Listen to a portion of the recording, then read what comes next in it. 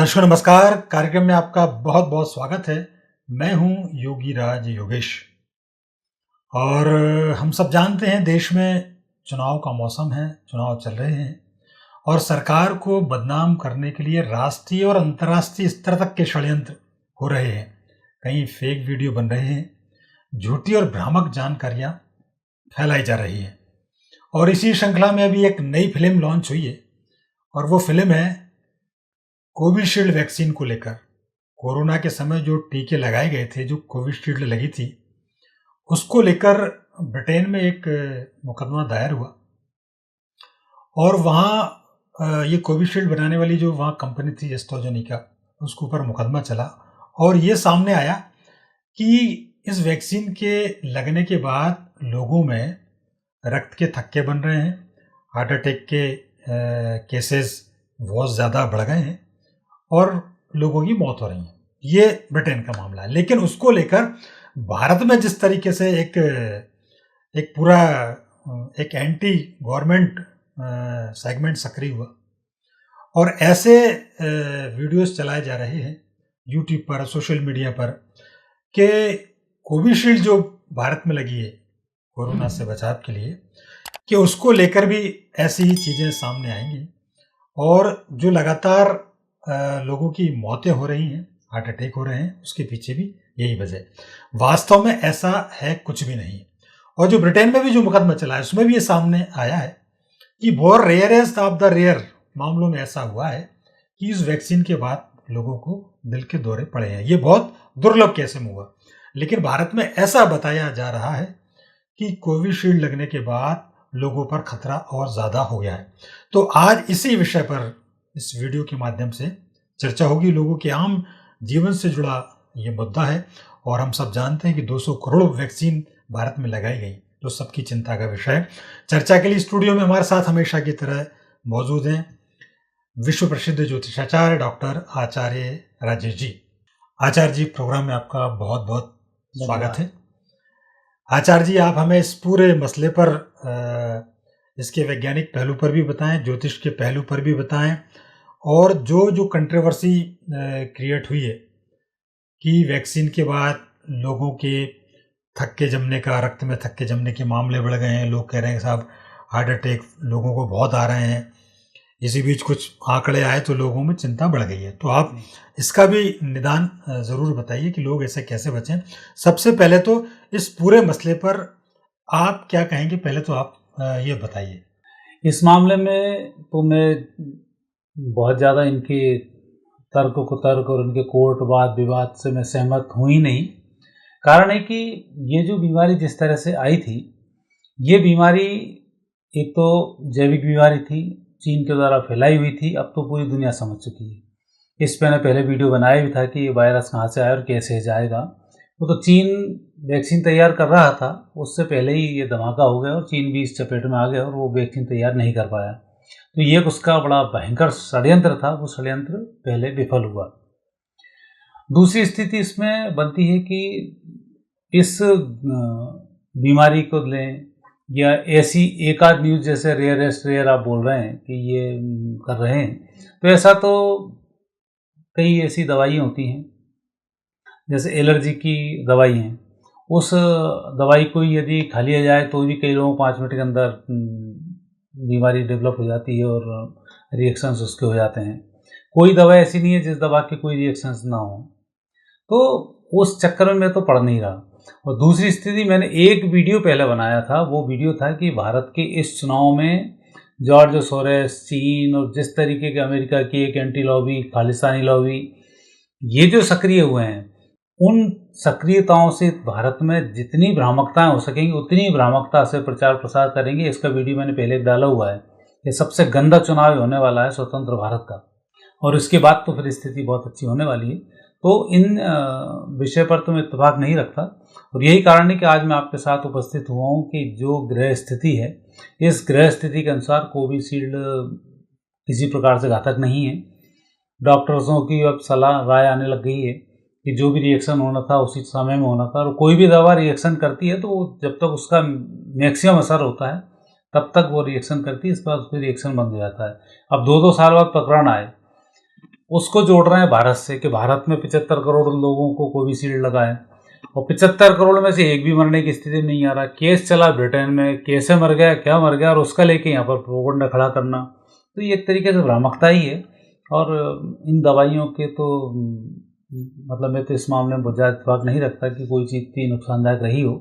और यदि हम उन आंकड़ों की बात करें कि हमारे यहाँ भारत की पॉपुलेशन के हिसाब से कोरोना में कितने लोग मारे गए हैं और पूरी दुनिया में पॉपुलेशन के हिसाब से उनके कितने लोग मारे गए हैं, तो आपको क्लियर हो जाएगी भारत में 2% लोग भी नहीं मरे। चीन जिसने बीमारी फैलाई वो आज तक कोरोना से ग्रसित है, कई जगह वहाँ आज भी लगा हुआ है लॉकडाउन, कई क्षेत्र ऐसे लॉकडाउन लगा हुआ है उसकी वैक्सीन आने के बावजूद भी। तो यदि हम उनकी बात करें तो बहुत अच्छे तरह से मैं इसमें सहमत नहीं हो पाऊंगा।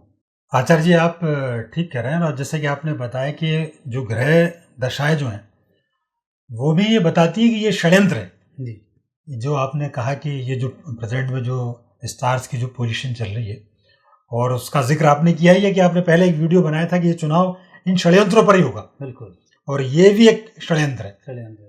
और ये बात भी बिल्कुल सही है कि भारत में जब ये वैक्सीन प्रोग्राम चल रहे थे, जब कोरोना आया था, तो भारत ने कोरोना से निपटने के जो उपाय किए उसकी विश्व भर में सराहना हुई। पूरी दुनिया ने भारत के प्रयासों की सराहना की। और जब वैक्सीन आ रही थी तब तो विपक्ष बड़ा चिल्ला मचा रहा था कि सब वैक्सीन क्यों नहीं आ रही, वैक्सीन क्यों नहीं आ रही। राहुल गांधी ने ट्वीट किया था कि जुलाई आ गई, वैक्सीन नहीं आई। तो मतलब उसको लेके सब डिमांड भी कर रहे थे कि वैक्सीन जल्दी आना चाहिए, वैक्सीन आई भी। तो उस समय तो सब वैक्सीन को लेकर बिल्कुल सरकार के बिल्कुल घेर रहे थे। वो वैक्सीन आ गई और लग गई, अब ये तरीके के षड्यंत्र होने लगे। आचार्य जी, हम आपसे ये भी जानना चाहेंगे, चूंकि एक आप धर्म के विशेषज्ञ भी हैं, ज्योतिष में भी आपका दखल है, हम ये आपसे ज़रूर जानना चाहेंगे कि ये षड्यंत्र जो चल रहे हैं, ये अगेंस्ट द गवर्नमेंट कह लें, ये अब तो इसको कह सकते हैं अगेंस्ट इंडिया, क्योंकि अंतर्राष्ट्रीय षड्यंत्र है, ये कब तक चलेंगे और ये किस हद तक जाएंगे? देखो, इन षड्यंत्रों की बात करें तो ये षड्यंत्र 2027 तक आखिरी है और इनका बिल्कुल चरम है, क्योंकि पहले ये एक विरोध करते थे भारतीय जनता पार्टी का, भारत के हिंदुओं का। अब लेकिन विरोध शुरू हो चुका है सनातन संस्कृति का, क्योंकि अब इन्होंने देख लिया कि वहाँ की दाल नहीं गलने वाली है। सब संप्रदाय जितने भी इनके सारे फैकल्टीज़ हैं, कोई किसी धर्म से संबंधित है, कोई किसी संबंधित है, सब ने अपने अपने धर्म प्रचार किए। भारत में जब हम बात करते हैं हिंदू मुस्लिम ईसाई की, पाकिस्तान में ईसाई भी मारे जाते हैं, पाकिस्तान में सिख भी मारे जाते हैं, पाकिस्तान में हिंदू भी मारे जाते हैं, और पाकिस्तान के ईसाई मुस्लिम्स का विरोध भी करते हैं। लेकिन जब हिंदुस्तान में आते हैं तो हिंदुस्तान में मुसलमान भी एक हो जाता है, ईसाई भी एक हो जाता है, और ये हसीवाल वाले भी एक हो जाते हैं।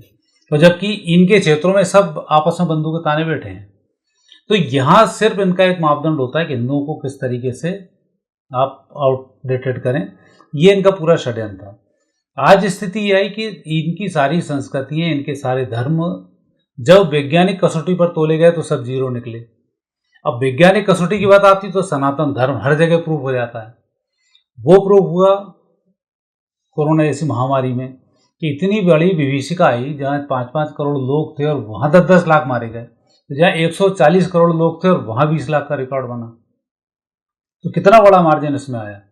उन्हें वो लगा कि, और हम अपनी संस्कृति से बचे हैं। इनके कोरोना आने से पहले हमारे यहाँ स्वच्छता अभियान शुरू हो चुका था। कोरोना आने से पहले हमारे बाबा रामदेव ने योग की एक जो दिशा देना शुरू की, उससे लोगों के मजबूत लंग्स हुए और लोग बचना शुरू हुए।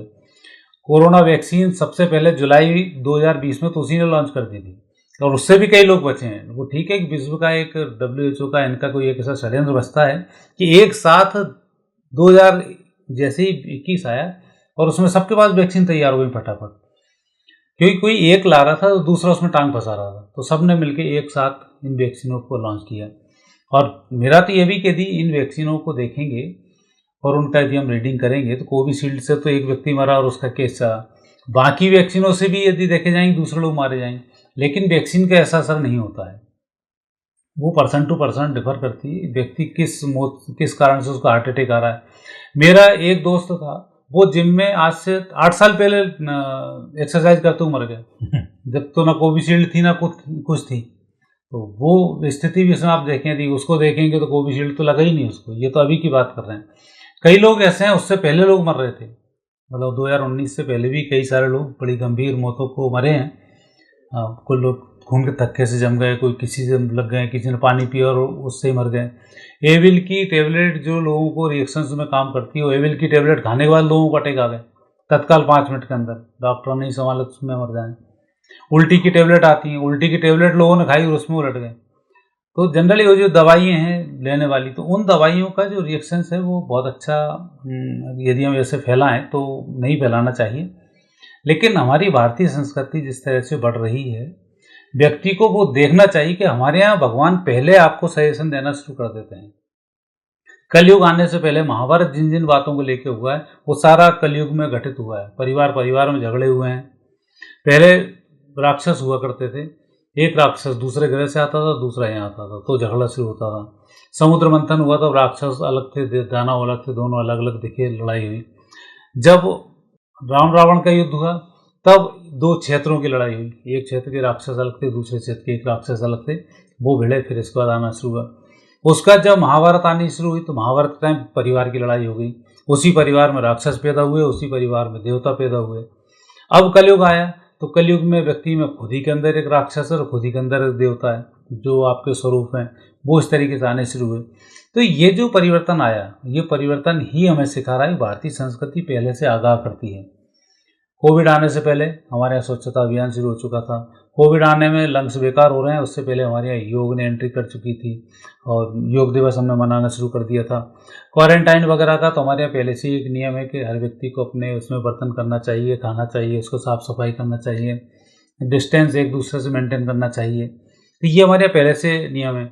सामाजिक दूरियों के एक हमारे यहाँ अलग अलग नियम हैं, व्यक्ति कौन किस तरह से काम करता है। मेडिकल में हैं, सामान्य काम करने वाले हैं, हाथ धोकर नहा धोकर घर में एंट्री करें, चाहे आप किसी भी जाति धर्म के हों। तो वहाँ उन चीज़ों का जो तरीका है वो हमें पहले ही सिखाया गया है। तो इन सब चीज़ों को यदि हम देखते हैं तो भारतीय संस्कृति पर इस प्रकार की जो भ्रामकताएँ रही हैं, इनका कहीं नेगेटिव वो नहीं रहा। और यदि हम कोविशील्ड के ज्योतिषीय विश्लेषण को देखते हैं तो वहाँ तो स्थिति बड़ी क्लियर इसमें दिखती है कि इतनी घातक ये ऐसा इसका दुष्परिणाम नहीं है। कहने का से आचार्य जी, ये एक तरीके से आप बता रहे हैं कि ये भारतीय संस्कृति पर हमला है जी, और इस बात में कोई दो राय नहीं, क्योंकि ये जो सर्कमस्टांसेस जो बनी परिस्थितियाँ वो बिल्कुल ऐसी ही हैं। अच्छा, आप देखिए, कोरोना वैक्सीन को लेकर कई कंट्री ने वैक्सीन बनाई। भारत में कोवैक्सीन, कोविशील्ड बनी, रूस ने स्पुतनिक बनाई, चाइना ने VVIP बनाई, अमेरिका ने स्पाइस वैक्स बनाई, लेकिन इन सब के आंकड़े कोई नहीं दे रहा। और चूंकि भारत में 200 करोड़ के आसपास वैक्सीन लगी है, उसको लेकर इतनी बड़ी कंट्रोवर्सी क्रिएट की जा रही। एक आंकड़ा और मैं चलते चलते देता हूँ आपको।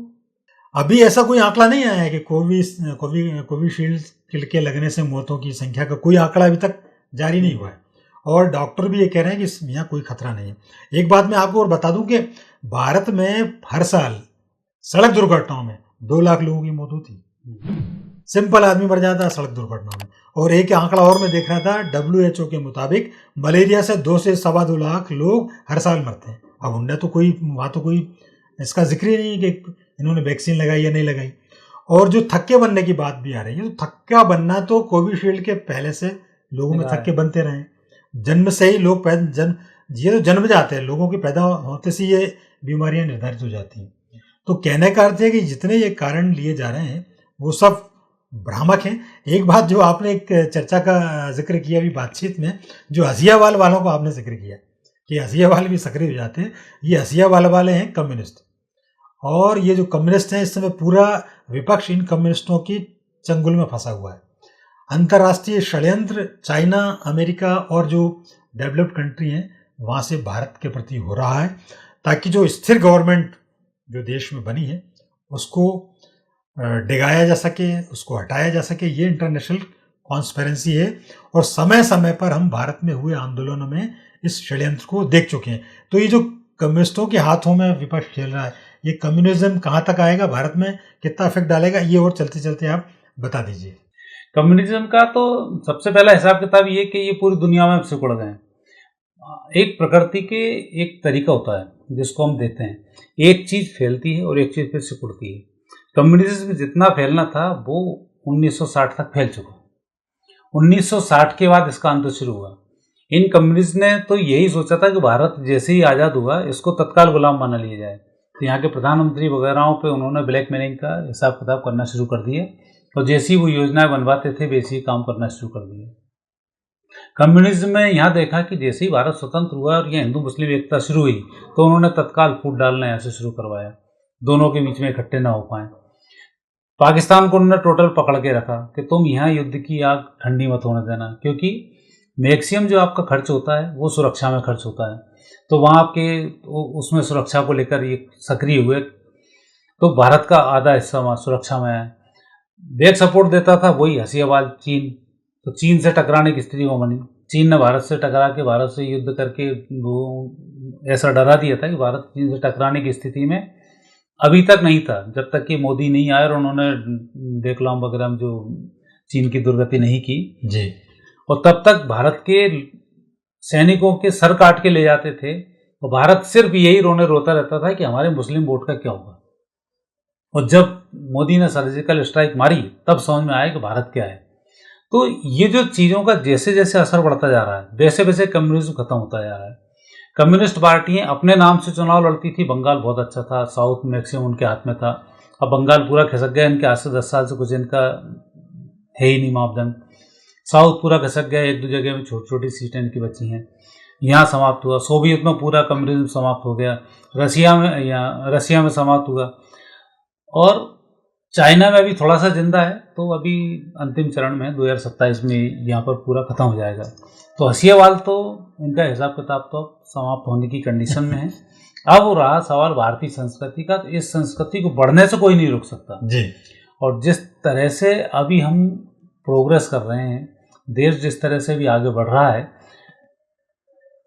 जाको प्रभु दारुण देही ताकि मति पहले हर ली, तो इस प्रकार से ये हरकतें करते रहेंगे और मरते रहेंगे। तो इनकी मति हरी जा चुकी है और ये हरकत ऐसी कर रहे हैं, पूरी दुनिया इनको भगा चुकी है। अब कम्युनिस्ट पार्टी आपके रूप में कन्वर्ट हो गई। कांग्रेस के अलग मापदंड थे, लेकिन अब लग रहा है कांग्रेस भी कम्युनिस्ट की भाषा बोल रही है। जिस तरह से वो प्रथम नागरिक के पहले हिस्से की बात कर रही है, मुस्लिमों को बढ़ाने की बात कर रही है, ईसाइयों को बढ़ाने की बात कर रही है। राहुल गांधी साउथ में जाते हैं तो भगवान की तस्वीर का हाथ भी लगाते हैं और यहाँ आते हैं तो जनेऊ पहन लेते हैं। तो ये सब कम्युनिस्ट के लक्षण हैं कि जहाँ जैसी स्थिति आए वैसा करना शुरू कर दो। तो अब इन सब का तो अंत हो रहा है। अब दूसरी बार भारत के उदय की बात करें तो एक ये काला अध्याय था जो हर 120 साल में लगभग घटित होता है। पहले काला बुखार आया, पहले इसके पहले टीबी आई, क्षय रोग आए। तो 120 साल में जो प्रकृति परिवर्तन करती है, तो कोरोना के रूप में उसने खुराक आपको दे दी कि अब आप आ गए और उससे बच गए, अब ये महामारी नहीं आएगी।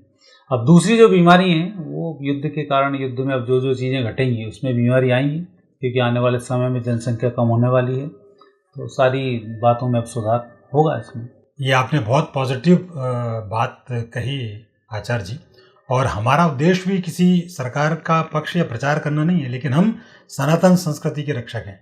हम सनातन संस्कृति पर जब भी हमला होगा तो हम आगे आके ज़रूर अपनी बात रखेंगे। और कोविशील्ड की आड़ में ये सनातन संस्कृति पर ही हमला है, सरकार को जबरन बदनाम करने की अंतर्राष्ट्रीय साजिश है। आप बिल्कुल भी इससे ना घबराएं, और चूंकि अब तो ले ली वैक्सीन, तो अब क्या होना है इसमें। तो सांप मरने के बाद लाठी बांधने से होना जाना कुछ नहीं है। जैसा ये आचार्य जी ने बताया, भारतीय हिंदू संस्कृति, सनातन संस्कृति की तो जीवन शैली ही सारे रोगों का निवारण कर देती है। चाहे वो कोविशील्ड लगे न लगे, चाहे कोई सी वैक्सीन लगाएं, हमारी जीवन शैली इतनी स्ट्रांग है।